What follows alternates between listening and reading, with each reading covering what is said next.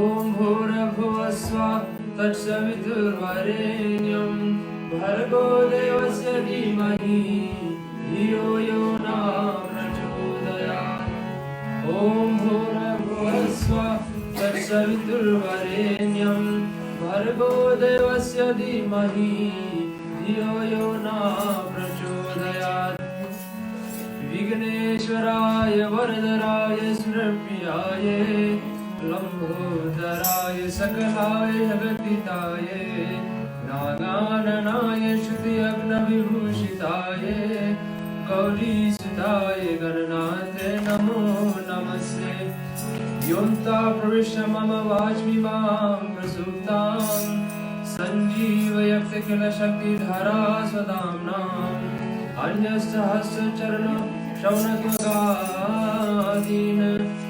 प्राणां नमो भगवते पुरुषाय तुभ्यं वासुदेवं सुतं देवं कंसचाणूरमर्दनं देवकी परमानन्दनं श्रीकृष्णं वन्दे जगद्गुरुं श्रीकृष्णं वन्दे जगद्गुरुं कृष्णा वंदे जगद्गुरु।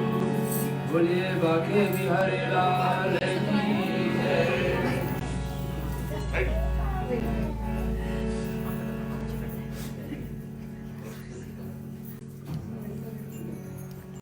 आइए चौथी रात का श्रीमद् भागवत का प्रश्न को उठाने से पहले इन परिवार का परिचय।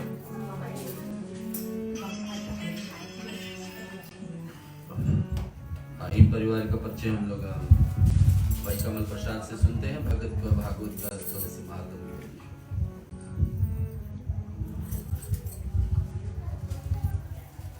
धन्यवाद। वेद स्वरूप पीठ गद्दी पे बैठे हुए हमारे ब्राह्मण जी, पंडित श्री देवेंद्र जी, सभी भक्तजन जो आज बैठे हैं। आज चौथा दिन का ये जो भागवत हम लोग यहाँ श्रवण करने जा रहे हैं, हमारे गांव की महक आज और पहला दिन से मिल रहा है, क्योंकि हमारे मामा जी के घर पे ये भागवत हो रहा है। और इतना आशीर्वाद, जब हम आज शाम को पहुँचे यहाँ तो बारिश जिस तरह से उमड़ रही थी, हल्का हल्का ऐसे लग रहा है कि भागवत हमारे भगवान जी स्वयं सभी को आशीर्वाद की रूप से सभी के ऊपर वर्षा कर रहे हैं। हम सब बहुत ही आभारी है हमारे मामा जी श्री राम लखन जी, जो हम लोग जब बहुत छोटे थे और मामा जी के जो पिताजी थे, हम लोग के गांव नहीं परंतु पूरा शहर के बहुत बहुत विशाल पंडित जी होते थे। सभी घर घर में इतना धूमधाम से जो उनका ज्ञान होता था, आज भी हमको वो महक यहाँ मिल रहा है। चलो सभी का आदर सम्मान से सब स्वागत करते हुए मामा जी, आपको बहुत बहुत कोटि कोटि धन्यवाद कि हम लोग को ये भागवत आपके जरिए यहाँ मिल रही है सुनने के लिए। जय श्री राम। चलिए भगवान गणेश जी को ध्यान करते हुए आज विशेष परिवार हमारे से इस परिवार के साथ जुड़े हैं। मेलबर्न से आए हैं नीलेश का मामी और इनका बहन, उनको अभिनंदन स्वागत हम कर रहे हैं। वर्षा के बेला में फिर भी कोविड को लांग करके, बॉर्डर को लांग करके हमारे साथ जुड़े हैं। अगले 3-4 दिन तक साथ में रहेंगे। इस भागवत का अपना सहयोग, अपने योगदान और सहयोग प्रदान करेंगे। इसको हम विशेष स्वागत करते हैं। अब हम चलेंगे भगवान गणेश जी का एक छोटी भजन, फिर सीधे ही विषय पे चले जाएंगे। चौथा दिन बहुत सारे कार्य करना है। बारिश पहले से परिचय दे दिए हैं। गोवर्धन पूजा भी है, जिस दिन कृष्ण अष्टमी के समय गोवर्धन की पूजा ठाना जाता है, उस दिन बारिश जरूर होता है। आज भगवान हम लोग को पहले से संकेत कर दिए। 56 भोग भी है और सब 56 भोग का भी दर्शन करना का बड़ी लाभ है, पुण्य है। सब बातें हम लोग कथाओं के रूप में श्रवण करेंगे। इससे पहले श्री गणेश जी की स्तुति। हे गणपति तेरा सुमिरन मैं करूं, शिव गौरा के लाडला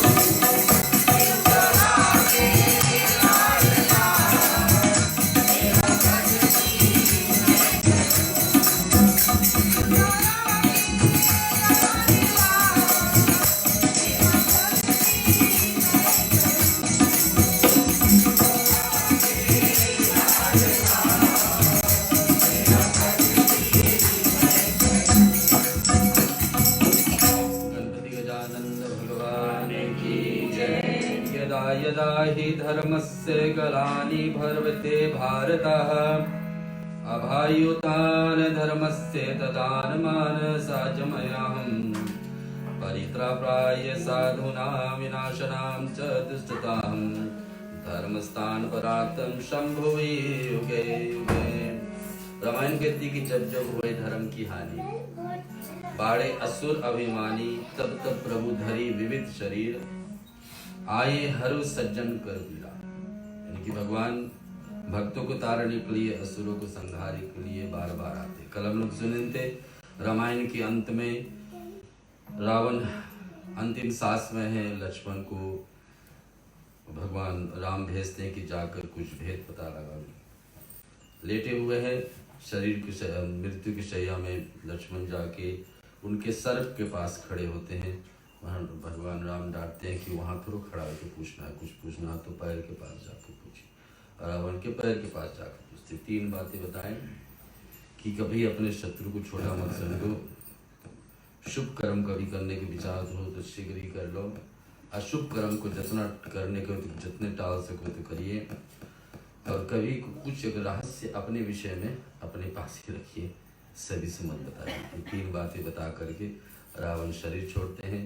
और उधर भगवान विभीषण को आज्ञा देते हैं कि जाकर उसके दाह संस्कार। विभीषण फिर रुकते हैं कि भगवान ऐसा नीच व्यक्ति का दाह संस्कार मैं कैसे करूं। भगवान उसको कर्तव्य की याद कराते हैं कि तुम कुल में तुम ही तो बचे हैं, तुम्हारे कर्तव्य हैं कुल को तारे। जितने लोग शरीर छोड़े सभी को आपको ही क्रिया विधि करना है। व्यक्ति जीते जी जैसे रहा हो, मृत्यु के बाद में सब एक बराबर हो जाती, पाप और पुण्य छीन उनको होगी। आपका विधि, आपका नियम बन रहा है कि विधि विधान से करो। राम अवतारी से कृष्ण अवतारी में कल हम लोग पहुंचे।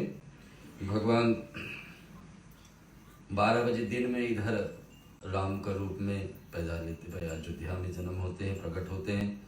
तो कृष्ण का जन्म कल रात्रि को हमने सुने, मध्य रात्रि में 12 बजे दिन 12 बजे दिन।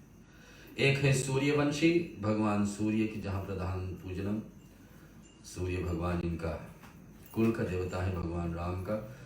तो श्री कृष्ण रात्रि को जन्मे, मध्य रात्रि में तो चंद्रदेव। उस समय चंद्रदेव नाराज हुए कि भगवान उनको सूर्य कितने दर्शन दिए, अब 1 महीने तक सूर्य भगवान एक जगह टिके थे।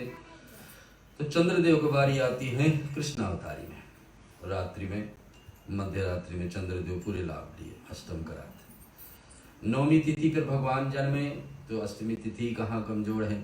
हम लोग अष्टमी तिथि को जितना मान्यता देते हैं उतने अष्टमी नवरात्रियों में 9वीं और अष्टमी को इतनी महान दिया जाता है। तो 9वीं तिथि को जोड़ करके भगवान आए, तो भगवान अष्टमी तिथि दे दिए श्री कृष्ण जी। भगवान विष्णु कृष्ण रूप में आए तो अष्टमी तिथि को महानता दी है। इधर आपको पता है राम कृष्ण बने, सीता रुक्मणी बनी, लक्ष्मण बलराम बने। लक्ष्मण का इच्छा था कि हमेशा हमें भगवान का बात मानना पड़ता है, उनके हिसाब से चलना उठना पड़ता है। तो भगवान बोले काश हम, मनी मन लक्ष्मण की इच्छा थी काश हम भगवान से बड़े होते तो मैं सब में नहीं फंसना पड़ता। तो भगवान मन की बात समझकर इसको पहले ही भेज देते, 1 साल पहले। और रक्षाबंधन के जिन दिवस पर उनका जन्म और 1 साल तलिक 1 वर्ष तलिक, आपको कल हम कथा में सुने थे कि बलराम आए तो 1 वर्ष तलिक आंख नहीं खोले। गांव का लोग यही, गांव का मुखिया जो थी गुरु गर्गाचार्य, कृष्ण के गुरु जो बाद में बनने वाले, इनका पत्नी माँ पूर्णवासी ने बताया कि बालक को देखकर ऐसा ही लग रहा है कि किसी और व्यक्ति को, किसी और बालक को इंतजार में है।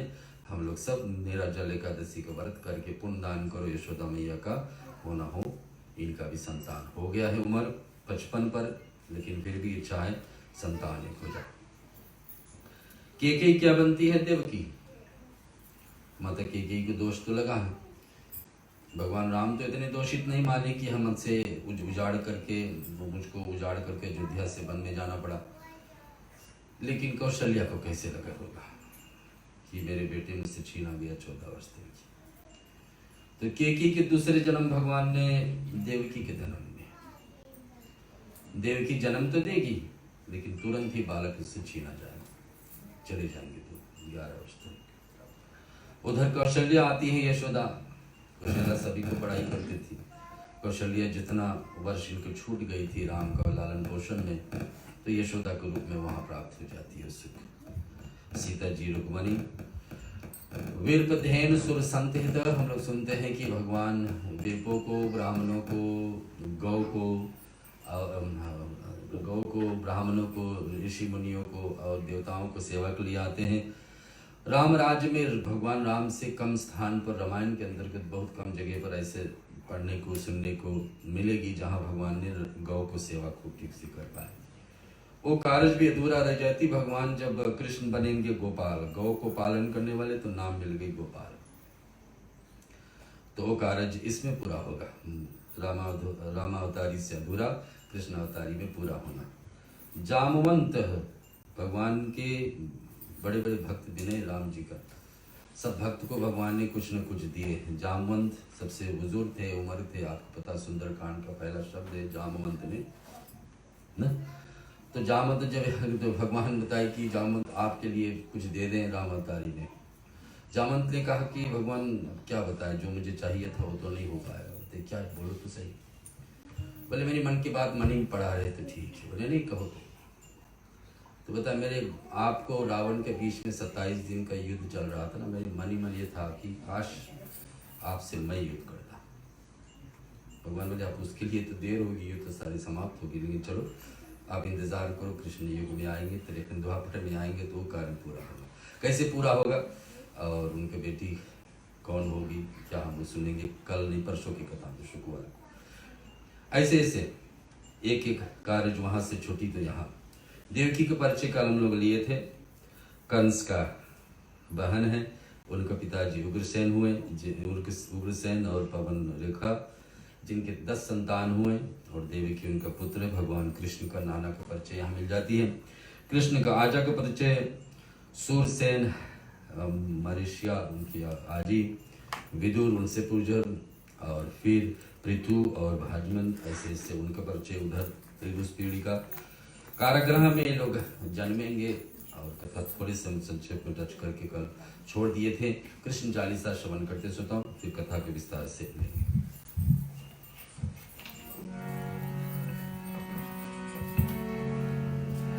बंसी शोभित कर मधुर नीरज जलध सन श्याम, अरुण अधर जन बिंब फल नयन कमल अभिराम, पूरन इंदु अरविंद मुख पीतांबर शुभ साज, जय मनमोहन मदन छवि कृष्ण चंद्र भगवान, जय अर्जुन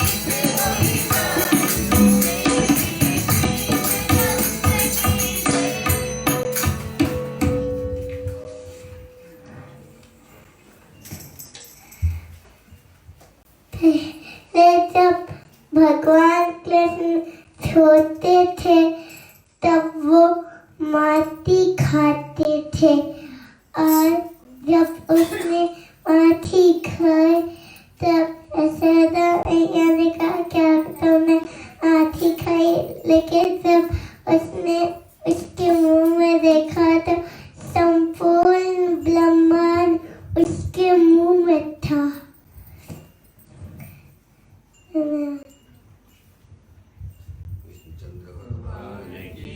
लीला का दर्शन करेंगे श्रोता थोड़ी देर में। और कारागृह में आगे बढ़ रही है। आपको पता कि भगवान का जन्म वहीं पे हुआ। आज भी उस स्थान मथुरा में सुरक्षित है जहाँ पर भगवान ने जन्म पाए थे। कथा में इस प्रकार से आती है कि कंस को सूचना मिल गई है कि 8वां संतान, इसको वध करने वाले 8वां संतान के द्वारा इनका मृत्यु है। इस रूप से हम सुनेंगे जब देवकी का पहला पुत्र भगवान कृष्ण का सबसे बड़े भाई का नाम पड़ा कीर्तिमान, और कीर्तिमान ने वासुदेव को कंस को ला कर दिए। कंस ने सोचा है तो सच्चा सज्जन है, जैसे बतलाए थे कि मुझे करेंगे सो वैसे किए, उनको छोड़ देते। लेकिन उसी समय नारद ने आदेश, नारद मुनि ने मिलकर कहे किस तरफ से गिनती करोगे, 8वां संतान कहाँ से गिनोगे, ये भी हो सकता है आपका काल, वो भी हो सकता है कहीं से भी गिनती करोगे, 8 को खड़ा करोगे तो किस तरफ से गिनती चलाओगे, तो कोई भी हो सकता है। तो वही सोचा कि बाल हत्या से तो मैं बैठने को कोशिश, ये 3 या 4 जीवों को हत्या करने से कोई हम लोगों को इस पाप को प्रायश्चित करना बड़ा मुश्किल हो जाती है। किसी वैसे तो किसी जीव को हत्या नहीं करना चाहिए, लेकिन बाल हत्या हो जाए, एक गौ हत्या हो जाए, ब्राह्मण की हत्या हो जाए, स्त्री का हत्या हो जाए, ये 4 हत्या बड़ी महान घोर पाप माना जाता है। इससे बचने के लिए बहुत सारे उपाय करना पड़ता है, तब कहीं से पाप से हम अपने आप को प्रायश्चित कर पाते हैं। यह कंस ने सोचा कि बाल हत्या से हम बच जाएं, लेकिन नारद मुनि बीच में आकर ये कार्य करवा देते, इनसे करना पड़ा। देव ऋषि नारद ने कहा, नारायण कहते हैं कि कहां से चले जाओ। नारद जी ने कंस के पाप को बढ़ाने के हेतु उल्टा सीधा इनको ज्ञान दे देते हैं। अब इस प्रकार से कंस ने जब 6 बालकों को मार डाला और देवकी के उधर से शेष बलराम जन्मते हैं, 7वें गर्भ में आ जाते हैं, भगवान देवकी के 8वें गर्भ में आते हुए सिद्ध हुए। तो भगवान जाने कि कंस यादव को दुखों देने वाले के समय आ गया और बहन योग माया से आज्ञा ली और कहे कि तुम गोप और गौओं को सुशोभित ब्रज भूमि में जाओ और वहां पर गोकुल गांव में नंद के घर पर वासुदेव जी की स्त्री जो रोहिणी है, उनके देवकी के उधर के हमारे शेष बलराम को वहां पर स्थापित कर दो। यहाँ से गर्भ में तो आए, यहीं पर गर्भ में तो आए देवकी का ही, लेकिन योग माया शक्ति के द्वारा इस गर्भ को यहाँ से ले जा करके रोहिणी जो वासुदेव के दूसरे पत्नी है और नंद बाबा के गांव में गोकुल में नंद बाबा के साथ यशोदा मैया के साथ रहती थी, वहां पर जाके स्थापित कर दो। इसे अनंतर में परिपूर्ण से देवकी के गर्भ में जन्म लेकर उनकी पुत्र मैं कहलाऊंगा। भगवान ऐसे देवताओं को समझाते हैं, क्योंकि धरती मैया आदि देवताओं जाकर के भगवान नारायण से यही प्रश्न किए थे कि भगवान उपाय बताइए कि धरती पर कंस आदि अत्याचार इतने हो रहे, इससे उपाय क्या है। तो भगवान आश्वासन दिलाते, तुम नंदराय यशोदा के उदर में से जन्म लेकर जहाँ सूरसेन मथुरा के राजा हैं, उनके ही पुत्र वासुदेव हुए हैं, और उग्रसेन के पुत्र कंस से कंस के बहन देवकी, देवकी के प्रथम पुत्र नाम कीर्तिमान हुए। विष्णु के अंश इसमें भी समझ करके कंस सभी को वध कर दिया। उसके बाद शेन बता दीजिए कि 7वां पुत्र बलराम गर्भपात के न बहाने कंस को समझाया जाता है कि 7वां संतान आकर के गर्भपात की गर्भ गिर जाती है, लेकिन बलराम तो रोहिणी के गर्भ में पहुंच जाता है। और फिर उसको पता लगता है, योग माया शक्ति आकाश में जाकर गए थे, कंस आप मुझको क्या मार पाओगे, तुम्हारे मारने वाला तो आ ही गया। वासुदेव और देवकी के संपत्ति संतति सर्वनाश हो जाती है, फिर भी दीनता पूर्वक ईश्वर की आराधना करते थे। जब देवकी और वासुदेव अकेले हो गए, कोई मूर्ति नहीं, कोई माला नहीं, कुछ भी साधन नहीं कारागृह में, और कम से कम 8 या 10 वर्ष तो यहाँ हो गए होंगे, क्योंकि इतने एक संतान आना फिर जाना, आना फिर जाना। इतने बीच में किसको अपने पूजन करते थे, पितरों का। जैसे इस परिवार भागवत का अनुष्ठान लेकर के अपने 7 पीढ़ी पितरों के विधाने हैं, और जो जीवित पीढ़ी है और आने वाली पीढ़ी सभी को, सबका भाग अलग अलग बनता है। भाई श्री यहाँ राम लखन जी बैठे, जीवन में कितनी बार भागवत सुने होंगे, लेकिन संकल्प लेके इस उम्र पर, नीलेश अभी 40-50 उम्र में, और छोटू महाराज के देखो इस उम्र पे ही भागवत श्रवण कर रहा है। सबका भाग कब कहाँ बनता है। तो ये सब सोचने वाली बात है। वहां पर देवकी और वासुदेव बनने वाले माँ भगवान का माँ पिताजी बने, कितने बड़े पद है इनका कि भगवान का माँ पिताजी बनेंगे, लेकिन बंद है कारागृह में। 10 वर्ष निकले इस समय, उस समय कोई मूर्ति नहीं, कोई माला नहीं, कुछ नहीं, बस सूर्य की रेखा थोड़ा देरी मिल जाए तो मिल जाए। किसको याद कर? अपने पितरों को, कि हमारे स्कूल को बढ़ाने के लिए अब आप ही को आशीर्वाद चाहिए, तो हमारे कुल में कोई संतान आएंगे तो आगे बढ़ाएंगे कुल को, वंश को। ठीक ऐसा ही होता है। समय आने पर भगवान जब आते हैं और भगवान कारागृह के द्वार तो बंद थे, किंतु जो ही टोकरी को सिर पर उठाए वासुदेव को भगवान ने जब दर्शन आगे प्रकट होते हैं और दर्शन देते हैं। जब भी भगवान गर्भ में आ जाते देवकी को, सारे देवताओं भी आकर के गर्भ के पास में भगवान के पास में उस स्तुति और बड़ाई करते कि भगवान इतने इतने कर्म तो आप करने वाले हो, धरती पर आए हैं। और भगवान के इतने शक्ति को उसको जागृत करने के लिए, उनको याद दिलाने के लिए क्या क्या कर्म करने वाले। और भगवान जब जन्म स्वयं प्रकट हो जाते हैं, भगवान चतुर्भुज यानी कि 4 हाथ वाले, जैसे विष्णु भगवान का नारायण का रूप है, जैसे मांग किए थे मनु शत्रुपा ने कि हमारे कुल में आकर जन्मे, तो ऐसे ही भगवान आते हैं। और इधर जय विजय की कथा जो हम लोग कल सुने थे, जो 4 श्राप के कारण भगवान जय विजय 3 योनि राक्षस योनि में चले जाते हैं, उसमें एक ही भी है शिशुपाल और कंस यहाँ पर बन करके, कभी रावण कुंभकर्ण बन करके, ऐसे ऐसे भगवान एक एक बार तो जय और विजय अपने द्वारपाल को श्राप दिए थे कि 3 जन्म तुम राक्षस योनि में चले जाओगे, 3 जन्म में भगवान ही आके आपको दंड देंगे।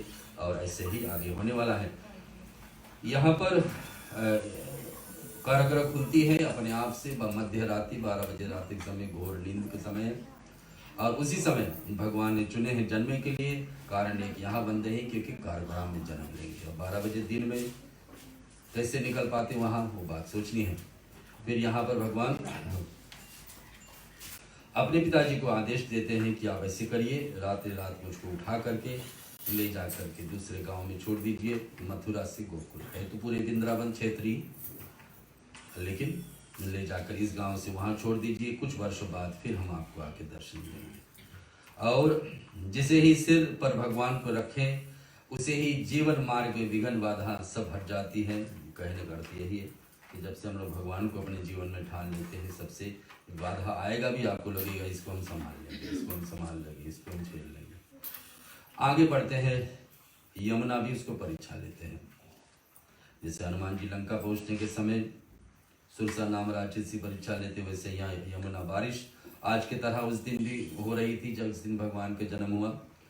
और यमुना नदी अपने आप से ऊपर बढ़ी। ये भी एक कारण है, भगवान रामावतारी में आए तो भगवान राम गंगा का पूरा लाभ मिली। गंगा भगवान जब बार जाके स्नान किए, गंगा पार किए केवट के द्वारा। इधर यमुना नदी की बारी है, भगवान उसमें जाकर लीला करेंगे। एक नहीं करीबन 11 वर्ष वहाँ, फिर 12 वर्ष मथुरा वहाँ के तब तलिक यमुना नदी का लाभ ही लाभ हर दिन प्रतिदिन भगवान का। यमुना जी अत्यंत आनंद होती, यमुना की जल बढ़ जाते लगती हैं। अब प्रभु ने भी अपने लीला दिखाई कि अपना टोकरी से अपना पैर नीचे किए, जन्मा ही बालक है लेकिन अपना पैर नीचे किए, और यमुना नदी जैसे ही जल भगवान से स्पर्श किए अपने आप से नीचे हो जाती। यमुना भगवान को चरण स्पर्श करते ही चरण कमल भेजो। भगवान ने वासुदेव देवकी के बाद प्रथम दर्शन यमुना जी को दिए। धीरे धीरे पानी फिर भी कम होती गई और वासुदेव का रास्ता खुलते गया। वासुदेव यमुना पार करके गोकुल पहुंचे। गोकुल में योग माया के आवरण वश सारा गांव गहरी नींद में डूबे हुई थी। जैसे इधर था मथुरा में, वैसे गोकुल में भगवान इंद्राणी देवी यानी कि जो हम लोग देवी का वश में पढ़ते, एक देवी का 108 देवी का एक रूप में से एक रूप है इंद्राणी देवी, जो नींद कर रही। उनसे स्तुति करते कि वहां पर सारे माया अपना फैला दे कि उधर सब घोर नींद में हो जाए, इधर सब घोर नींद में। वासुदेव जी ने कृष्ण को यशोदा की गोद में रख करके और बालिका को वहां से उठा करके योग माया से उठा करके ला कर यहाँ ले जाते हैं और आश्वासन दिलाते कि जो इस बार संतान हुई है ये बालक नहीं लेकिन बालिका है। वासुदेव इस प्रकार से जब लेकर के यहाँ आती है, नंद के घर उधर आनंद होने वाला है कल का दिन पर। दूसरे दिन जिस दिन जन्मा हुआ उस दिन तो कुछ नहीं, क्योंकि 12 बजे रात को किसी को नहीं पता कि बालक इधर आया उधर आया, दूसरे दिन नंद उत्सव उसको कहा जाता है। नंद बाबा के उत्सव पर कहाँ का ज़्यादा से ज़्यादा हम लोग जन्माष्टमी करते तो वही उसी दिन रात्रि को उत्सव मना लेते। वास्तव में उस रात्रि को किसी को नहीं पता कि बालक जन्मा है ना जन्मा। दूसरे दिन जब नवमी तिथि लगती है तब उत्सव का पूरा आनंद। कारागृह में सारे दरवाजे फिर बंद हो जाते हैं, क्योंकि वासुदेव की माया उनको अपनी सिर से धारण किए थे, जैसे वहाँ उतारे इधर लाए। ध्यान दीजिए कि बंधुओं, इस प्रकार से देव ऋषि मंत्र उच्चारण करता जाता है कि नंद बाबा ने गौशाला में स्वप्न देखे कि बड़े बड़े ऋषि मुनि उनके आंगन में पधार रहे हैं। यशोदा ने श्रृंगार किया, यशोदा की गोद में एक सुंदर बालक खेल रहा है, वह बालक को मैं निहार रहा हूँ। सुखदेव जी कहते राजा परीक्षित, सकंद में जो हम आपको सुना रहे हैं, इनमें नंद बाबा के घर पर बहुत सारे आनंद हुए हैं। नंद घर आनंद भयो, इस गीत का आनंद लेते हैं। नंद घर आनंद भयो जय कन्हैया लाल की।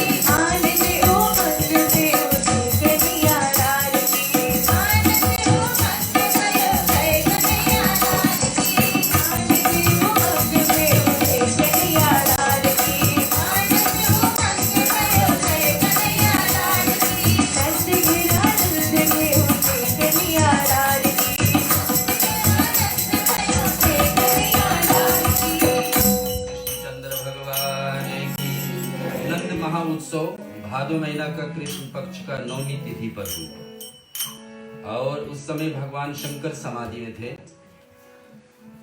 और जब जागृत हुए और आश्वासन हुआ कि बाल कृष्ण जी प्रकट हो गए हैं, विष्णु कृष्ण के रूप में प्रकट हुए हैं, उस संगे भगवान शंकर ने सोचा कि सारे देवताओं वहां पहुंचेंगे, मेरा भी एक कार्य है, जाकर वहां पर अपना जोगी लीला आरंभ करते हैं भगवान शिव।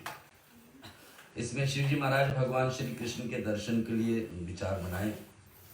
भगवान शंकर ने अपने दोनों गण शिंगी और भृंगी को साथ लेने की तैयारी तो किए, लेकिन दोनों कहे कि बीच में आप बात मत करना। आज योगीश्वर एक योगेश्वर से मिलने जा रहे हैं। योगीश्वर एक भगवान को कहते हैं, योगेश्वर दूसरे को। हमें दर्शन के लिए जाना, हमारे शास्त्र में जाना है, तो फिर सत्संग में बाधा मत डालना। कौन बोल रहे हैं? शिव जी बता रहे हैं अपने दोनों साथी को, शिंगी और भिंगी को, और दोनों को एक मंत्र दिए। वो मंत्र हम लोग सबको पता है, श्री कृष्ण गोविंद हरे मुरारी है नाथ नारायण बस। भगवान कृष्ण से भजन शुरू हुई। श्री कृष्ण गोविंद ये मंत्र भी है, भजन भी है, कीर्तन भी है, जैसे भी समझे।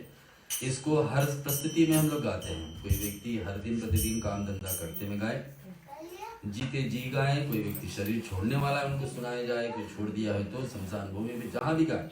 इसमें एक बार गाने से आप भगवान के नाम 8 बार आती है। श्री कृष्ण गोविंद हरे मुरारी हे नाथ नारायण वासुदेव। और ये भगवान शिव के द्वारा शुरुआत की गई। भगवान शिव ने कहा कि ये बोलते चलो, हमारे साथ करते चलो। हम लोग पहुंचते हैं गोकुल में जहां भगवान जन्म ले चुके हैं। दर्शन करके ही आते हैं तो अकेले ही जाना उचित होगा, लेकिन आपको चलना है तो भजन के संग समय बिताए। भगवान के जप करते हुए रास्ते में चलते हैं, उन्होंने यज्ञ का फल मिलता है। शिव जी ने सोचा कि मैं अकेला ही जाता तो ठीक था, लेकिन अब साथ में है तो इनको साथ में समझ। शिव जी ने किए चलिए मेरे साथ, पर रास्ते में ऐसा ही नियम से शिव जी के साधु का स्वर्ग बनाए सजाए और श्रृंगी को दोनों को शीश बना लिया। श्रृंगी ऋषि आप दोनों शीश बन जाओ मेरे, और मैं साधु का रूप बना करके पहुंचता हूँ। श्री कृष्ण गोविंद हरे मुरारी स्वरूप। फिर हे नाथ वासुदेव कीर्तन करते हुए यशोदा जी माता के द्वार पर आकर खड़े हो गए। अलख निरंजन नाम पुकारे। अब बोले कि जो ब्रह्म अलक्षित है, अति दुर्लभ है, आंख से दिखाई नहीं देता हुआ आज सर्व सुलभ है। यशोदा मैया के आंगन में गोकुल में जाकर समाधि लगाकर बैठ जाते थे बाल कृष्ण को दर्शन किया। और बताते हैं कि शिव जी ने इस प्रकार से ब्रह्म को दर्शन करने की आशा यशोदा मैया को पता चला कि कोई साधु द्वारी पे आए हैं, भिक्षा के जगह पर नहीं, लेकिन आज मांग रहे हमारे बाल के दर्शन करने के लिए। और दासों को आज्ञा है, इसे दासों थालों में फल लेकर उनको बाहर गए। दासियां लेकर के फल पहुंचे कि देखिए बाबा आप फल ग्रहण करिए, जो भी दिशा में चाहिए हम देने को तैयार है। और जाति ही से कहते हैं कि इधर नंद बाबा जो हो नंदी श्राद्ध होता है, उस समय में पिता को अपने बालक का मुंह देखने से पहले श्राद्ध का पूजा करना है। अपने पितरों को धन्यवाद करने के लिए पूजा करो। नंद बाबा को कहा जाता अब यहाँ पर चावल डालो, तो चीनी डाल देता है, दिया जलाओ तो धूप जला देता है। उसको ध्यान नहीं लग रहा, उसको मन लग रहा कब हम अपने बालक को जाकर दर्शन करें। लेकिन इस बीच में भगवान शिव टपक पड़े। भगवान शिव उनको दर्शन देने के लिए, संत भगवान को आंखों से दूर नहीं होते हैं, संतों का नियम है। शिव जी ने आंखें न खोली और कहा कि मैं भिक्षा के लिए यहाँ नहीं आया हूँ, मैं वो साधु मके नहीं हूँ जो आकर भिक्षा लूंगा। मैं बाल कृष्ण लाल के दर्शन के लिए आया हूँ। और साधु मेरे गुरु ने मुझे कहा है कि गोकुल में यशोदा जी के घर पर परमात्मा प्रकट हुए हैं। भगवान शिव को कौन गुरु हो सकते हैं? स्वयं अपने। इससे ही मैं दर्शन करने आया हूँ, मुझे लाला को दर्शन बस करा दो। और कई लोग इस प्रकार से साधु को रूप उसको देख करके बताते हैं, पर बाद में उनको ये याद रहता है कि क्या शिव जी ने कहा कि कृष्ण दर्शन के लिए मैं आया हूँ। बारंबार प्रणाम करके यशोदा जी माता ने कहा कि महाराज आप कोई महान पुरुष लगते हैं, हम आपको पहचान नहीं पा रहे, क्या आप भिक्षा कम मिली आपको? बोले नहीं, भिक्षा की तो बात ही नहीं उठी। अनेक मैंने तरह मानी है। और शिव जी ने कहा कि माँ लाला को डर नहीं लगेगा, क्योंकि शिव जी ऐसे जो भी गुरु बनाए से बड़े दानी से। और बताती कि कन्हैया का तुम्हारा कन्हैया कौन है वह मैं जानता हूँ, मेरा गुरु मुझे सब बता चुके हैं आपको विषय, इनके विषय में, कि वह काल का भी काल है, देवों का भी देवन है, जगत गुरु जिसको कहते हैं। शिव जी का धन और सर्वस्व संतत्व को हो, तुम्हारा कन्हैया देव का देव है, वह कालों का भी काल है, वह मुझे देखकर बहुत प्रसन्न होगा, आप मुझे पहचानते नहीं। यशोदा मैया ने कहा महाराज या आप क्या कह रहे हैं, मैं 55 वर्ष में इसको पाया, 55 ईयर्स में यशोदा मैया बालक कृष्ण को पाए हैं, और आपको नहीं पहचानता हूँ तो मेरा पुत्र आपको कैसे पहचानेगा? तो अभी जन्मा है 5 दिन पहले। शिव जी ने कहा कि माँ आप मुझे नहीं पहचानते, पर कन्हैया मुझे पहचानता है, वह मुझे देखकर प्रसन्न हो। यशोदा ने कहा कि महाराज आप ऐसा हट मत करिए, ये उचित नहीं है, आप अचानक में भी आए हैं गाँव में। मैं अब शिव जी ने कहा माँ लाला को दर्शन के बिना तो मुझे यहाँ से पानी भी नहीं करूँगा। अब यशोदा माँ और असमंजस, एक साधु आया है, भिक्षा नहीं ले रहा है, फल नहीं ले रहा, पानी तनिक पीने को मना करा, और बोले बिना दर्शन का पानी तनिक नहीं पीऊंगा, मैं आपके आंगन में अब 12 वर्ष के लिए समाधि बना लूंगा। परसों दिनों में सुने थे कि 12 वर्ष तक कुछ हम कुछ करते हैं ना, नेम व्रत पुण्य कुछ भी कर्म करते हैं 12 वर्ष तक, तो बड़ा सिद्ध हो जाता होगा, चाहे किसी पाठ हो चाहे कोई मंत्र जाप हो। तो यहाँ पर बता 12 वर्ष तक मैं समाधि ले लूंगा, शिव जी कहे। और यशोदा मैया घबरा गई, यशोदा जी ने या उचित ना लगा, शिव जी महाराज बैठे ही रहे। आप नंदगांव में आज भी जाओगे तो वहां पर गोकुलेश्वर महादेव का मंदिर है। अब बताते गोकुल में आपको प्रवेश करने से पहले शिवलिंग का दर्शन करना ही करना है। वहाँ योगेश्वर, वहाँ आशीश्वर महादेव जी मंदिर है। श्री कृष्ण दर्शन की आशा से शिव जी बैठे रहे, इससे इसका नाम अश्वेश्वर होगी, आशा लेकर बैठे। और आंख बंद करके बाल कृष्ण लाल का ध्यान करते, ध्यान चेतन करते हुए ध्यान करते। भगवान कृष्ण आज ध्यान कर रहे हैं शिव जी को, शिव जी ध्यान कर रहे हैं भगवान को। चेतन सर्व्यापक, इससे जरा बैठ करके आप चेतन कर रही है। यशोदा मैया का कन्हैया रोने लगा। दोनों को जब ध्यान एक साथ हुई, यशोदा मैया कन्हैया को दूध पिलाने की कोशिश करती है, पर लाला दूध पीते नहीं, इनकार कर देते। माता ने लाला को खिलाने की कोशिश की, वो भी नहीं हो रहा। सुलाने की कोशिश करी, वो नहीं रहा। लाला को बाहर जाना है, माता ने नहीं जान पाया। भगवान के दर्शन के लिए तड़पते हैं, कृष्ण भी तड़प रहे हैं उधर। माता ने सोचा कि अब इस तरह भगवान के विधि भक्त को देखने के लिए उत्कट होते हैं। भक्त को देखकर भगवान आनंदित हो जाते। लाला ने को शिव जी का दर्शन की इच्छा पूर्ण रूप से। गोपियों को मालूम है, दौड़ते आई हुई लाला के मना कर रहे हैं, बेटा तुम्हें ये क्या हो गई? गोपियां व्याकुल हो रही है, आज कन्हैया क्यों रो रहा है इतने बार बार, कितने वर्षों बाद एक बालक हमारे जीवन में।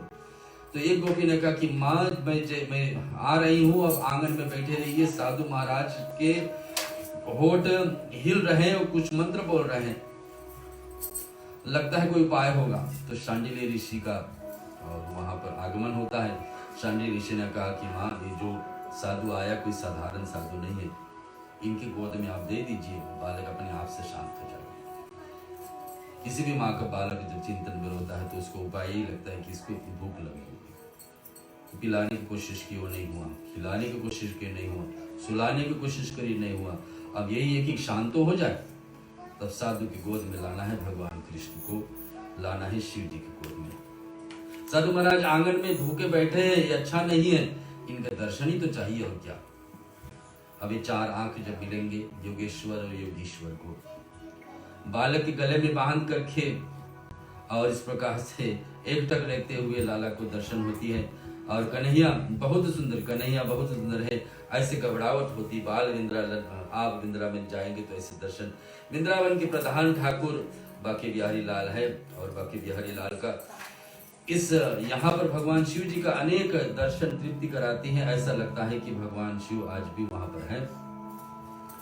यशोदा दासी जी का महाराज आप कह रहे हैं तो हम इसको गोद में दे देंगे। शिव जी ने लाला का जय जयकार किया। शिव जी की दृष्टि से बाल कृष्ण लाल धीरे धीरे हंसने लगे, उनका रोनापन दूर हो गई। यशोदा मैया का आश्चर्य हुआ कि साधु महाराज को आंखें बहुत पवित्र है, कैसे दोनों का। इनका दृष्टि पड़ने पर बालक हंसने लगा। घर में बहुत से रो रहा था, बाहर लाते ही इनका गोद में जाते ही शिव जी का कृष्ण ऐसे हो गया। उन्होंने शिव जी का भीतर बुलाने लगे कि आप अंदर आइए। नंद गांव में नंद बाबा राजमहल पे थे। नंद बाबा श्री कृष्ण यशोदा यहाँ पर कहे, महाराज आप एक दो अब शिव जी के विषय में कुछ चाहे तो मैं बताता हूँ। अब शिव जी भगवान बताने लगे कृष्ण का, बाल कृष्ण लाल का दर्शन में आनंद तो हो गए, दर्शन में थोड़ा भेदभाव भी हुआ, वह भेद से पूर्ण आनंद लग रहा है। शिव जी ने श्री कृष्ण का परिचय बताने लगे, क्या क्या करना है, भविष्यवाणी दे रहे।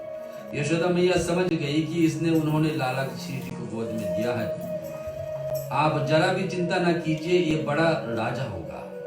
भविष्यवाणी, जैसे छठे दिन पे हम लोग छठी मनाते हैं एक बालक का, वैसे आज कृष्ण का छठी के शुभ अवसर पर भगवान शिव पधारे, इसकी भविष्य बताने। छठी के दिन कहा जाता है कि ब्रह्मा हमारे और आपके विषय में पूरा जीवन रेखा लिखते हैं कि व्यक्ति कैसा कैसा कैसे जीवन जिएगा। आज कृष्ण के जीवन रेखा के विषय में शिव जी बताने आए हैं। और आप जरा भी चिंता मत करिए, बड़ा राजा बनेगा ये, और ये स्वर्ण का नगरी बनाएगा, सोना का नगरी बनाएगा। सचमुच में द्वारका में 16,108 रानियों का सोना का आगे सुनेंगे। इस बालक की कीर्ति सारे जगत में, इनका बड़ाई पूरे जगत में होगी, अखंड रहेगी। अखंड यानी कि कभी समाप्त नहीं होगी, हमेशा हमेशा रहेगी। और यह सभी को सुख करेगा, सुखी करेगा। और माँ या बालक 16,000 रानियों को पति बनेगा। अब मैया घबराई, अभी तक तो बात ठीक था। यशोदा मैया ने कहा, महाराज आप ये क्या कह रहे हैं, 16,000 स्त्रियों का पति बनेगा? शिव जी ने कहा कि माँ मेरे मुख से जो निकल गया वो कभी अधूरा नहीं, असत्य नहीं हो सकता। 16,000 रानियों का ही पति होगा। यशोदा जी ने कहा, महाराज एक दो पत्नियां होती तो ठीक, लेकिन इतने कई स्त्रियां बहुत बुरी होती हैं, लेकिन ये भगवान बता रहे, शिव जी ने कहा कि माता मेरे इसे आशीर्वाद दे दिया है, अभी मैंने आशीर्वाद दे दिया हूँ, ये सभी को वश में रखेगा, घबराइए मत इस बात को। रानियां लाला का सेवा करेंगे, ये बहुत वीर भी होगा, जीवन में इसके शत्रुएं बहुत होंगे, लेकिन इस सब पे पराजित करेंगे। शिव जी ने के हाथ जोड़ करके, माँ या आप क्या कर रहे हैं, आप इससे बड़ा राजी देखिए। यशोदा माता वंदन करती हैं, शिव जी मानिए, शिव जी भगवान आशीर्वाद देते हैं। ऐसे भगवान श्री कृष्ण का परिचय 5वां दिन पे हो जाती है। आगे एक भजन की सहारा लेकर भगवान कृष्ण का 6ठे दिन पे हम लोग चलते हैं, जब पूतना देवी आने वाली है हमारे बीच में। वे बिन मांगे मोती मिले और मांगे मिले ना भीख, मांगो उसी से जो देवे खुशी से, और कहे ना कभी किसी से। हे नटवर नागर नंदा, भजो रे मन गोविंदा।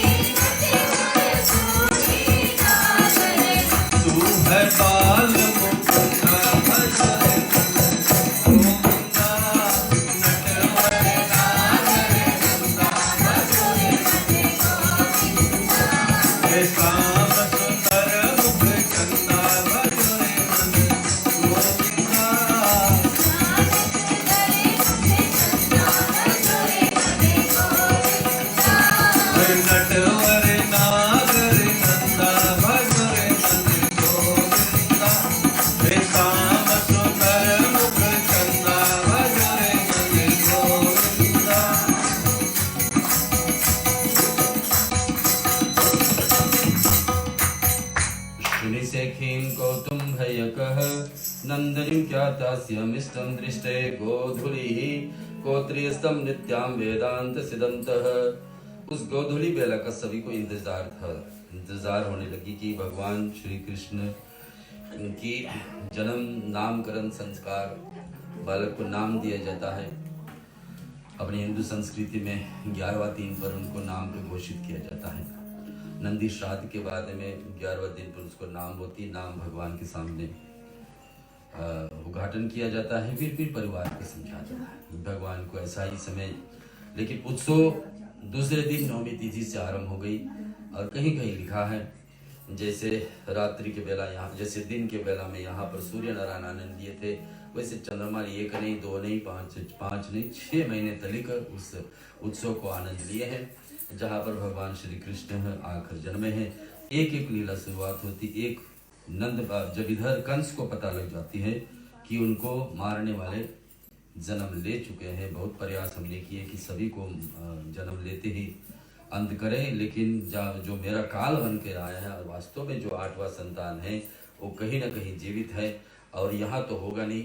जितने देखे कि जितने 5-6 दिन का बालक कहीं दूर दूर वृंदावन में जन्मे हैं, सभी को ढूंढ ढूंढ करके मारा जाए, मृत्यु देंगे। सभी को पाप करते करते और सब उपाय भी किए, कितने कितने अपने भाइयों को साथियों को सहारा लिए कि जा करके सभी बालक को मारा जाए। फिर कृष्ण के पास भेजे, कितने योद्धाओं को जाकर अंत एक आती है पूतना नाम की माँ, जो कंस को आश्वासन दिला देती है कि देखिए मैं एक आरण्य समझू। आपको पता है वो जैसे हमने सुने थे राजा बलि की कथा में, राजा बलि थे और उसके पास से जब वामन भगवान पहुँचे, छोटे बालक वटुक रूप में थे, तो राजा बलि की एक बहन होया करती थी। उस समय देखिए कि छोटे बालक आए, ये तो बालक को हम अपने गोद में ले सकते हैं, इसको स्थान पान करा सकते हैं, इसको हम दुलार कर सकते हैं, ये कहाँ अपने बड़ी भूमि मांगने आ गया।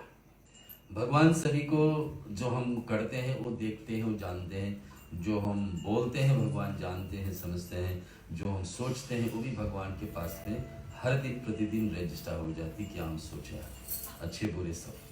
यहाँ सिर्फ राजा बलि के बहन ने सोचे कि ये काश ये हमारे पति होते, हमारे बालक होते, हमारे बालक होते, इसके स्थान पान कराते, बड़े होते, इनके हम ऐसे ऐसे विचार जित भी आई वही लौट करके भगवान बताने चलिए आपका कोई न कोई जन्म में इच्छा पूरा होगा। इस जन्म में इच्छा पूर्ण होने वाला है। पूतना आई है अपने स्थान पर जहर लगा करके, और जहर का असर इतना होता है, हमने उस दिन कहा था कि जहर थोड़ा भी रहे, जहर एक बूंद रहे, अमृत एक प्याला भी रहे, फिर भी अमृत नहीं जीत पाएगा, जहर के ही जीतना पड़ेगा। 1000 कर्म आप अच्छे कर लो, एक उल्टे करो, लोग वही एक के ऊपर जाएंगे कि व्यक्ति जैसे भी सब अच्छा है लेकिन एक ऐसा किया था। तो कहने का मतलब तो पूतना ऐसा विचार लेकर आई और सब लोग उत्सव में आनंद है। अब कौन किसको ध्यान करता है कि आज क्या हो रहा है, क्या तोहफा। आज नंद बाबा के घर पर भी लक्ष्मी मैया इतनी भंडार भर दी कि जितने भी देते जा रहे गांव को लोगों को फिर भी अंत नहीं हो रहा, 4 गुना ज्यादा बढ़ जाता।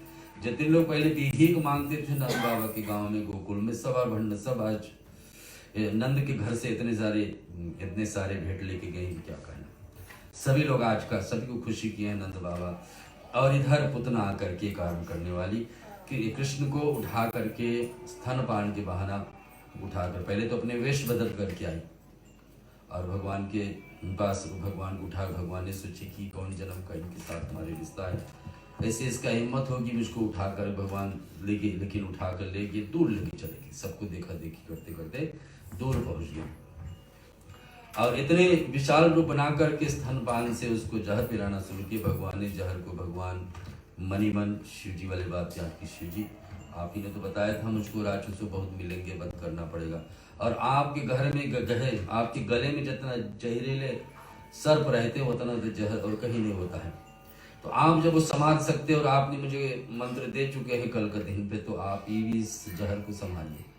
भगवान उस बात सोच करके उस जहर को स्थान पर पीते हैं। जहर पीते पीते भगवान स्तन पान करते करते उसको प्राण भी पीने लगे। पुत्रा कहती है कि छोड़िए, भगवान कहते जब हम पकड़े हैं तो छोड़ेंगे नहीं।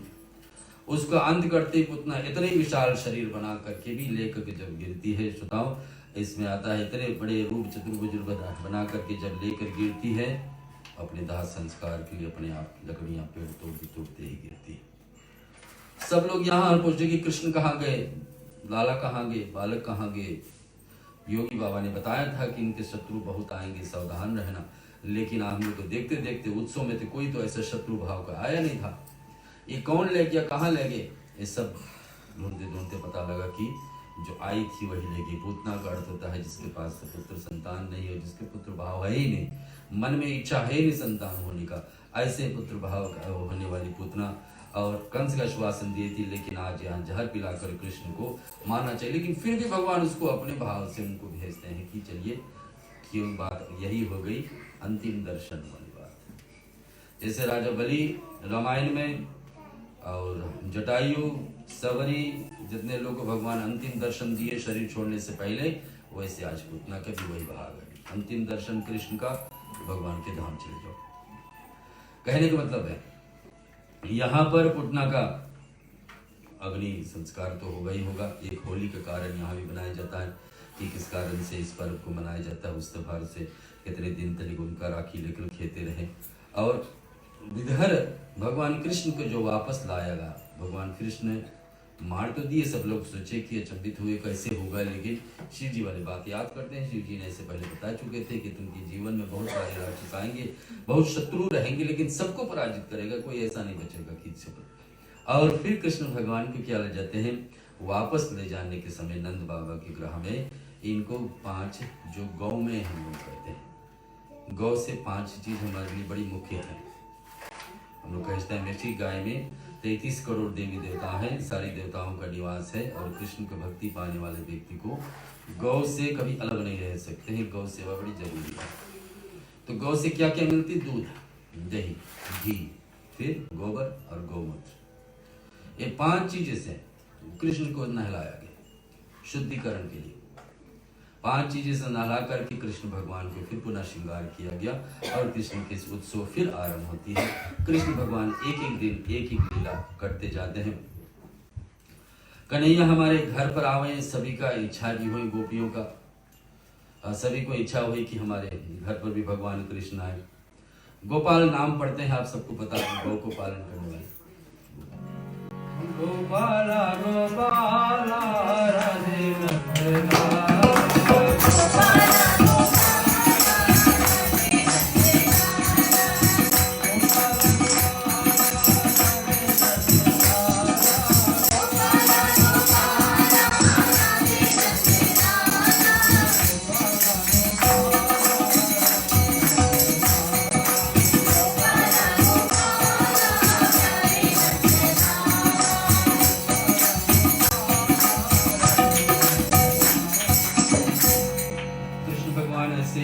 पालन करने के लिए पहले नंद बाबा के घर पर बहुत सारी गौएं होती थी, उनको कठिनाई होती थी, कैसे इतने गौ को रक्षा के लिए कृष्ण संभालने लगा। और बाल लीला इनका आरंभ होती है। आपको पता है भगवान कृष्ण का दोष लगती है कि माखन चोरी किए हैं और भगवान कृष्ण नहीं चाहते थे कि माखन यहाँ से जाए मथुरा, कंस के यहाँ पर, ताकि यहाँ के सामान यही रहे, वहां क्यों जाना है। कर्ज देने के लिए भी मथुरा पहुंचते थे, उस बात को जिस पे भगवान कृष्ण नहीं राजी थे, लेकिन होता था तो उसको रोकने के लिए इधर मैया को बोलते कि अच्छे गोपी बोलो कि ये चोरी करना अच्छी बात नहीं है, ये आकर के हम लोग घर पर चोरी करते हैं। वास्तु में रास्ता खोलते थे, वो लोग चाहते भी थे गोपियां कि कृष्ण भगवान के घर पहुंचे, उनको रखा हुआ माखन को पाए, लेकिन फिर भी जब पूरे खाली कर देते कृष्ण अपने ग्वालों के साथ में, तो आकर मैया को समझा, मैया के अरे बुढ़ापे में हमारे एक तो लड़ना हुआ है और तुम ये भी नहीं जानते कि मेरे घर पर लाख गायें, 1000 मटकी का माखन रोज निकलती है ना। यशोदा मैया कहती मेरे घर पर तो 1000 गैया है और मटकी का जिसमें माखन रखने वाला कितनी संख्या में बनती है। मान ले कि लाला को एक मुठा माखन आपने दे दिया तो क्या बड़े काम हो, बोले नहीं, आता है पूरे पूरे खाली करके ही जाता है। ये जी आप लाला को चोरी करके खुद ही लेकर के आओ तो मैं समझूंगा। तो एक गांव में एक माता जी थी जिसका नाम था प्रभावती, और उसने सोचा कि एक दिन हम पकड़ेंगे कृष्ण को चोरी। और कृष्ण भगवान को कैसे पकड़ने की कोशिश करते हैं कि सचमुच में रख देते हैं बाहर। भगवान कृष्ण रामावतारी से एक काम और भगवान कृष्ण छूट गया था। भगवान कृष्ण सोचते थे कि हम सभी को दिए, अपने बानर सेना के लिए बहुत कुछ नहीं दे पाए, तो इनको आशीर्वाद। आज भी अयोध्या और मथुरा में जितना बांदर है ना उतना और कहीं नहीं मिलेंगे। अयोध्या में भगवान कृष्ण जब भगवान राम लौटे अपना लीला करके लंका से, तो बहुत सारे बानर आए और वहीं रुक गए। और इधर कृष्ण की जहाँ पर लीला होती है वहां भी बानर मच गया, और वहां पर भगवान कृष्ण जहाँ जहाँ भी जाते अपने ग्वालों को साथ ले जाते, बानरों को भी, जो कुछ खाने को मिले अपने भी और बानरों को भी। और भगवान वहां पर अपने ऊपर बंदर मंडली, नीचे ग्वाल मंडली ले करके गए, संग में पूरे मंडली सजा जला कर गए। वहां पर के नाम गोपाल चोरी विज्ञा प्रचार मंडल। भगवान कृष्ण का मंडली के नाम हुआ गोपाल चोरी विज्ञा प्रचार मंडल नाम भागवत में। और उस पर अध्यक्ष 3.5 वर्ष के कृष्ण चंद्र, उनका मुखिया है 3.5 और आधे साल का कृष्ण जी। अच्छा, मानो कि वृद्धा करने जाकर के जाते समय पर हर पर मटकी फोड़ते थे, किसी बता ले आज आपको प्रबंध करना है, कब माता जी वहां से निकलेगी तो हम जाएंगे वहां, सबकी घर पर जा जाएंगे। कृष्ण का लक्ष्य यही था कि यहाँ के गांव का सामान यही रखा जाए, मथुरा क्यों जाए कंस के पास। और इधर का गैया का हम लोग गैया चराते, इनका लाभ हम लोग को मिलना चाहिए। गोपी बोलती कि नंदराय ये हमने चोरी के देखे हैं इनको, और इस समय प्रभावती ने सोचे कि हम लोग सब ऐसे विचार करिए कि इनको कभी न कभी रूप से पकड़ लिए जाए। एक बार कृष्ण को ऐसे पकड़े गए, कृष्ण भगवान जैसे सजा जा कर तैयारी बनाए थे कि आप लोग यहाँ खड़े रहेंगे, कृष्ण सबसे ऊपर। अचानक में प्रभावती आ ही जाती, सब लोग निकल करके भाग चुके, कृष्ण अकेले पकड़े गए और प्रभावती उनको पकड़ के कहा, आज मैं आपको लेके जाऊँ। और मनसुखा प्रभावती का बेटा उनसे बताया कि आप मेरे साथ चलो। कृष्ण भगवान उसकी खींचते खींचते भी चले अपने साथ में। और प्रभावती चलो, आज नंद बाबा घर जाएंगे और आपको बताएंगे, रंगे याद आपके देखेंगे कि मुख में कन्हैया कब अपने हाथ को अपने सखा को पकड़ा देते हैं कि आप पकड़ लो ये अपने मैया का हाथ। कृष्ण अकेले से निकल करके जाकर पहले से यशोदा के यहाँ लेट जाते हैं और पहले दिन मैया देखो, आज हमें फंसाने के लिए और भी यहाँ गोपियाँ आएंगे। आपको पता है गोपियाँ और भी आएंगे हमें फंसाने के लिए, मुझे पता है इस बात को, मुझे फिर मत कहे ना कि ये लोग मुझे ऐसे। और ऐसा ही हुआ। इधर कृष्ण लेटे हुए आराम से अपने उस दर पर, इधर प्रभावती पहुँचती कि देखिए यशोदा में लाया हूँ आपको बाल कृष्ण को, देखिए इसके मुंह में सब लगा हुआ है, ये भी है, ये हमारे घर आया था माँ के जो। तो बता रही किसको आप ले आए, ये तो तुम्हारे स्वयं का बेटे हैं। तो ऐसे कृष्ण लीला एक एक जगह पर बढ़ती गई, चलती गई।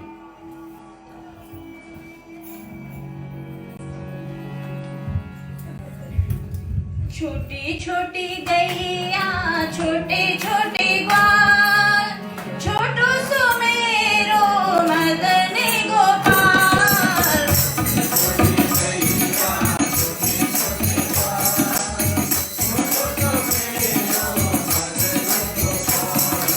आगे आगे गैया पीछे पीछे ग्वाल,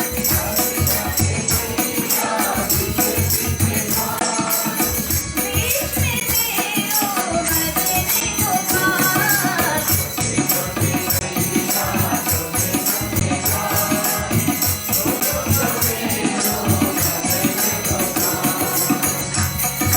सारी सारी गैया गोरे गोरे बाल,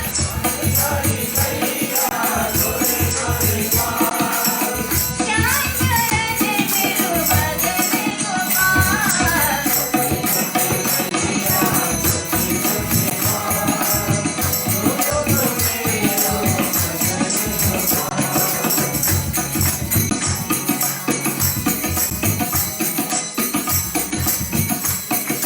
घास खाए गैया दूध पिए ग्वाल,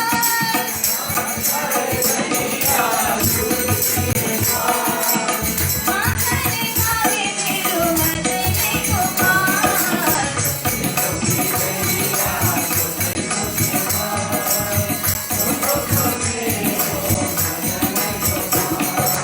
छोटी छोटी गैया छोटे छोटे ग्वाल, छोटू तो मेरो मदन गोपाल, छोटू तो मेरो मदन गोपाल।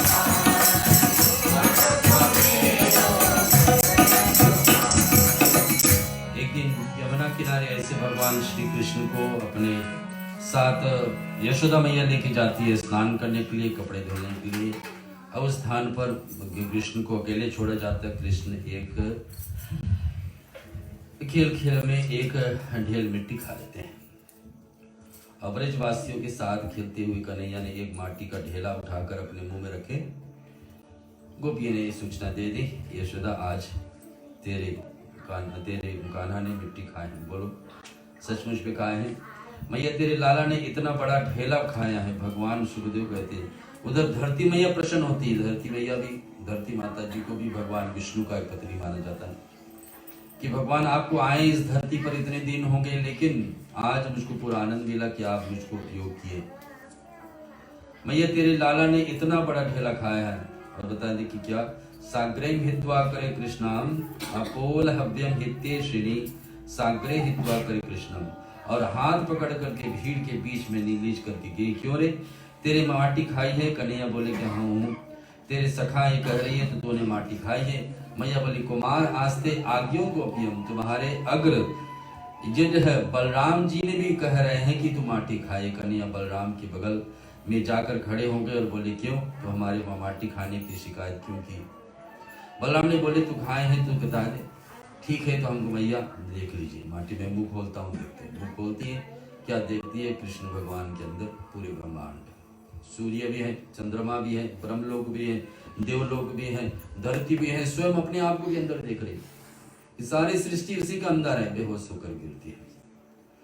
और फिर जागृति है मैया, फिर उसको भगवान अपने माया उनसे हटा लेते हैं, फिर बराबर हो जाती है। फिर एक बार और ऐसे गणेश भगवान का उत्सव था, गणेश चतुर्थी के समय। ऐसे ही भादो महीना था जिस समय भगवान कृष्ण जन्मे, और भोग पड़ता है लड्डू को, तो भोग पड़ना चाहिए गणेश जी का। और भगवान के भोग तैयार किए, इधर कृष्ण जाकर उसका खाने लगे। तो गणेश जी का चित्र मूर्ति सामने थी, भगवान उनको खिलाने लगे। इधर माता को पता लगा कि भोग के लिए तैयारी बन रही थी, कृष्ण खाने लगे। और जाकर पूछने की क्या बात है, गणेश जी का पूजन थे? बोले नहीं, मैंने खाई, इन्हीं ने मुझे खिलाया, गणेश जी ने मुझे खिलाया, मैंने नहीं खाया। तो बोले ऐसे कहीं हो सकता, भगवान आपको खिलाएंगे, क्यों खिलाएंगे? बोले आप देखते जाओ, भी खिलाएंगे।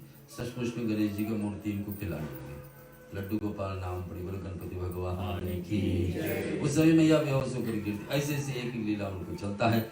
श्रोताओं को आता है कथा वहां पर जुड़ करके, जहाँ पर भगवान ने, ब्रह्मा जी ने सोचा कि इतने 5 वर्ष के ग्वाल हो गए हैं, कृष्ण जी हो गए, कुछ परीक्षा लेते, इतने गौओं को ले आते हैं, शाम को ले जाते हैं, कुछ 100 गाय को हम चुरा लेते हैं और 100 ग्वालों को हटा लेते हैं, देखते कृष्ण क्या करता। 100 गाय को ले जाकर अपने लोक ब्रह्मलोक में छिपा लेते हैं। इधर कृष्ण ढूंढते हैं, कोई दिखाई नहीं रहा, अपने सखा लोग भी नहीं। कृष्ण ध्यान में समझ गए कि ये ब्रह्म देवता के ही काम है। और भगवान क्या करते हैं, नकली गाँव, नकली ग्वाले बना करके अपने लीला उसे ही चलाते हैं। कुछ दिन बीत गए, ब्रह्मा ने सोचा कि पता नहीं लग रहा कि नंद बाबा के यहाँ पर गोकुल में क्या हो रहा है, वृंदावन में। जाकर देखे तो कृष्ण तो वहां वैसे ही अपने ग्वालों को इसकर खिला रहे हैं। अपने ग्वाले जो दूसरे बन गए हैं, गाय उससे बन गए हैं। ब्रह्मा जी आकर उनसे क्षमा मांगते हैं, लेकिन उस बीच में जैसे ब्रह्मा जी धरती पाए, कृष्ण दूसरा रूप बनाकर ब्रह्मलोक चले गए। और वहाँ बताएं कि देखिए आजकल एक नकली ब्रह्मा भी घूम रहे हैं, आपको वापस कोई देखने में मिलेगा। ब्रह्मा देखने में कोई लगेगा कि ब्रह्मा जैसा है तो उनको अंदर मत आने देना। ब्रह्मलोक में जब ब्रह्मा वापस जाते हैं क्षमा मांग कर, तो ब्रह्मलोक में ब्रह्मा जी को हानि पहुंचती, उसको परिचय के लिए वहाँ कोई मिलता नहीं, सब कहते हैं आप नकली हो, असली नहीं। तो कृष्ण आकर उनको उस जगह पर फिर पुनः आश्वासन दिलाते बैठाते। ऐसे ब्रह्मा जी की लीला, कालिया नाग का लीला के विषय में आप परिचित है ही। जो नाग थे और जो हमेशा दूषित करते थे, उस जगह पर यमुना नदी को भगवान ने उसको पहले समझाए। गेंद खेलते खेलते गेंद चली जाती है यमुना नदी में, और भगवान जा करके नागलोक में उसके समझाते कि आप जाइए, यहाँ से चले जाइए। नहीं होते हैं तो भगवान उसको सचमुच में उसके साथ में युद्ध होता है। भगवान जहरीले नाग को वहाँ से भेजते हैं, जो आज में जा करके लंबा समय स्थापित हो गई। और आप जानते हैं नाग लीला वैसे वैसे वहाँ चलती है। भगवान ने वहाँ पर अपने गांव को, लोगों को, वृंदावन के लोगों को बचाए हैं नागों से, धरती को सुरक्षित किए हैं। फिर बारी आती है, एक दिन ऐसा होता है, भगवान अब 7 वर्ष के हो गए। 4 वर्ष भगवान को अभी गोकुल में और रहना है, तो 7 वर्ष के हुए, ज्यादा समझदारी और आने लगी।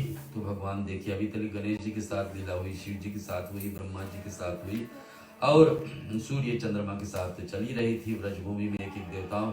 जैसे राम अवतारी में भगवान को आने से पहले, राम अवतारी में भगवान ने सारे देवताओं को बताए थे कि आप बानर रूप बना करके चले जाओ और हमारे रामलीला में सहायता प्रदान करना, क्योंकि रावण का वरदान था कि मनुष्य और बानर छोड़ के कोई भी मुझे नहीं मार पाए। तो भगवान राम को साधारण मनुष्य बन करके आना पड़ा, बानरों का सहारा लेकर के रावण को वध करना पड़ा। ऐसे विष्णु भगवान को कृष्ण बन के आने से पहले इनको लीला करना था गोपियों की तरह, गोपियों के साथ। तो देवताओं को निवेदन किए कि सभी देवताओं अपने अपने लोक से छोड़ करके कृष्ण के व्रजभूमि में चले जाओ और गोपियां को रूप धारण करके उनके साथ में रास लीला भगवान करने की तैयारी करेंगे। लेकिन उससे पहले मेरा छोड़ दे दुपट्टा नंदलाल, सवेरे दही लेके आऊंगी। मेरा छोड़ दे दुपट्टा नंदलाल, सवेरे दही लेके आऊंगी। मेरा छोड़ दे दुपट्टा नंदलाल, सवेरे दही लेके आऊंगी। मेरा छोड़ दे दुपट्टा नंदलाल, सवेरे दही लेके आऊंगी।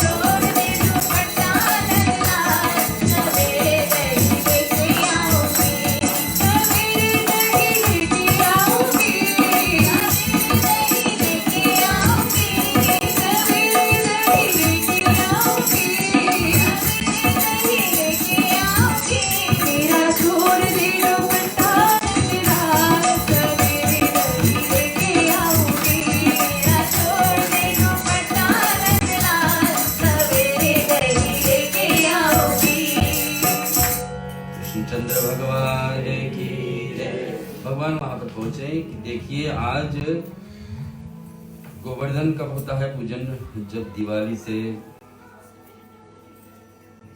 बाद में भगवान श्री कृष्ण, जैसे हम लोग राम उत्सव, राम को वापस आने की दिवाली का उत्सव मनाते हैं, ऐसे ही गोवर्धन का पर्व है। जिस समय भगवान की देखिए कि बहुत तरह का व्यंजन बने हैं, भोजन बने हैं, तैयारी किसके लिए?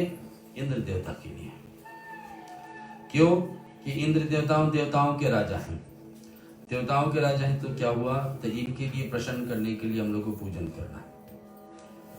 तो भगवान बोले ये बात मुझे समझ में आती, क्यों उनका पूजन किया जाएगा? हम अपने कर्म करेंगे तो फल मिलना ही मिलना है। हम लोग अपने आप, सभी लोग, हम लोग अभी जितने जीवन जैसे भी सुख और दुख में जी रहे, सब अपने प्रारब्ध के कारण, अपने पहले के कर्मों के कारण हमारे जीवन में अभी सुख और दुख है, जो अभी कर रहे हैं भविष्य में इसका मिलना है। तो भगवान बोले जब हमारे कर्म ठीक है तो भगवान को परिणाम उसी हिसाब से देना चाहिए, अलग से किसी देवता को प्रसन्न करने की क्या आवश्यकता। तो बताते कि चलिए, तो बोले क्या करना चाहिए? बोले चलिए गोवर्धन पर्वत हमारा है। पर्वत कहाँ है? रामलीला से वो भी आई है। आपको पता है जब सेतु बन रही थी 5 दिन का इंडिया से लंका के बीच में, और कुछ पर्वत पहाड़ अनेक बानर उठा करके ला रहे थे, 5 दिन के अंदर सारे कार्य होना था। भगवान हनुमान जी के द्वारा एक पत्थरों में एक राम राम लिख करके पत्थरों जोड़ा नल और नील के द्वारा किया जाता। उस बीच में हनुमान जी भी एक बड़े पर्वत ला रहे, सोचे कि ये पर्वत रख देंगे तो कितने दूर सेतु का कार्य ले ही लेगा। लेकिन आश्वासन दिए थे, जब उठाकर ला रहे थे तो हनुमान जी के लिए क्या कौन सा कार्य नहीं हो सकता है। तो हनुमान जी के यही बताए थे कि आपको प्रभु के करीब ले जाए, नजदीक ले जाए। इधर उठा करके ला रहे थे, अचानक में आवाज आई, जो भी सामान जहां से आ रहे उसको वहीं रख दीजिए, सेतु बनी गया। हनुमान जी से गोवर्धन पर्वत के देवता पूछते हैं कि क्या बात है, आपने तो कहा था कि प्रभु के करीब ले जाएंगे। भगवान ने इसको बताया कि देखिए समाचार उनको दे दो, अभी नहीं, दूसरा युग में मैं आऊंगा, द्वापर में आऊंगा, कृष्ण युग में आऊंगा, तो 1 नहीं 2 नहीं 7 दिन तक आपके साथ में लीला करूंगा। अब भगवान बताइए पर्वत हमारे हैं गौ को रक्षा करने के लिए, गोवर्धन है, गिरिधारी हम लोग कहते हैं, गोवर्धन है, उस पर्वत को हम लोग पूजा करिए। तो भगवान यहाँ अपने आप को डबल रोल बनाते हैं, एक स्वयं गोवर्धन के ऊपर खड़े हो जाते हैं, एक दूसरे तरफ एक छोटे रूप में आप यहाँ पर चित्र में देखोगे गोवर्धन को सजा करके पूजा का हम लोग व्यवस्था बनाए हैं। और भगवान ऐसा ही करते हैं कि जब पूजा रुक जाती, इंद्र देवताओं, जो देवताओं का राजा है, वरुण देवता से कहते हैं, वरुण देवता कौन? वर्षा के देवता है, लेकिन इंद्र की आज्ञा पे चलना है। तो इंद्र देवता कहते हैं कि इतने वर्षा कर दो, पिछले 2 हफ्ते पहले सिडनी में जैसा था वैसा, उससे भी ज्यादा, जहां जहां देखो कभी बाढ़ नहीं था वहां सब होने लगा। और वृंदावन ऐसी जगह है, उत्तर प्रदेश पूरा ऐसा जगह है कि जमीन सारे फ्लैट ही पड़ते हैं, पहाड़ है ही नहीं, पहाड़ है ही नहीं कि जल बह करके चले जाए। वृंदावन ऐसे ही बराबर जो है, और यमुना नदी बढ़ते गई और सब तरफ फैलती गई, इतने सारे पानी। भगवान ने कृष्ण ने कहा कि चलिए गोवर्धन पर्वत में उठाता हूँ, सब ब्रजवासी आकर उसके नीचे आराम करिए। गौ को विशेष रक्षा, भगवान गौओं के भी उसके नीचे रक्षा बनाए, और साक्षात में ब्रजवासियों को। और बोले जो 56 भोग बनी है वो भगवान बताते कि स्वयं गोवर्धन को अर्पण करो, स्वयं अपने ही उसको पान करते हैं। गोवर्धन के लिए हम लोग आरंभ करेंगे, भोग की तैयारी करेंगे कि महाभोग आके रखा जाए। जो 56 भोग बनी है, आज सभी को भाग है कि इस पूजा में चैत्र महीना है, भगवान रामनवमी, कृष्ण का भगवान राम का महीना मुख्य महीना है, लेकिन कृष्ण लीला हम लोग भागवत कथा श्रवण कर रहे हैं। चौथे दिवस पर गोवर्धन लीला यानी गोवर्धन महाराज का पूजन, उसके साथ साथ में 56 भोग का दर्शन भी करना बड़ी मुश्किल, और दर्शन हो जाए उसको पान भी करना आप सभी को आज दोबारा जो परिचित बता रहे सुखदेव मुनि से, ऐसा लीला भगवान श्री कृष्ण किए। और अंत में इंद्र देवताओं को भी हार मानना पड़ा, जैसे ब्रह्मा जी हार मान गए, आना पड़ा क्षमा मांगने के लिए, वैसे इंद्र देवता को हार मान के आना पड़ा। भगवान उस दिन से कृष्ण भगवान ने इंद्र देव का पूजन भी रोक दिए कि नहीं, वो अलग से नहीं किया जाए, किसी और देवताओं को पूजा के साथ में सरल देवी देवताओं का पूजा में जुड़ करके इंद्र देव का आहुति दिया जाए, लेकिन अलग से नहीं। और यही लीला के विषय में भगवान श्री कृष्ण चर्चा किए हैं। जैसे अब देखिए 56 भोग हमारे बीच में आ रहे हैं, पहले भोग गीत हम लोग गा लेते हैं, फिर साक्षात में गिरधारी महाराज का आओ भोग लगाओ मोरे भगवान।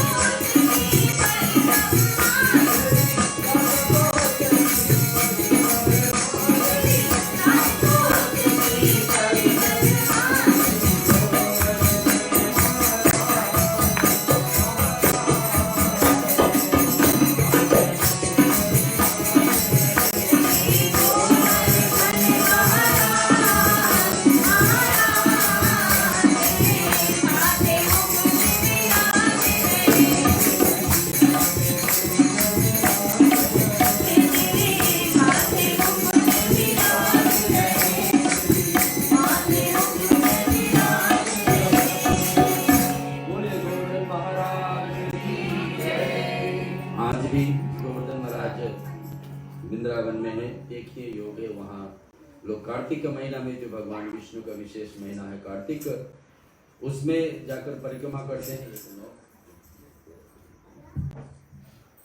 21 से लगभग 21 किलोमीटर का परिक्रमा होता है। आज भी लोग नंगे पांव जा करके पूरे पर्वत का 2 भाग में जो है उनको जाकर परिक्रमा करते हैं। और लेकिन घट रहा है, जितनी ऊंचाई पे थी उससे घटते घटते अब नीचे जा रही है। ऐसे तिल के बराबर, एक तिल जितने छोटे दाना है उतने बराबर का ऊंचाई उनके कम, हर दिन प्रतिदिन कम होती जा। कब तक कम होगा?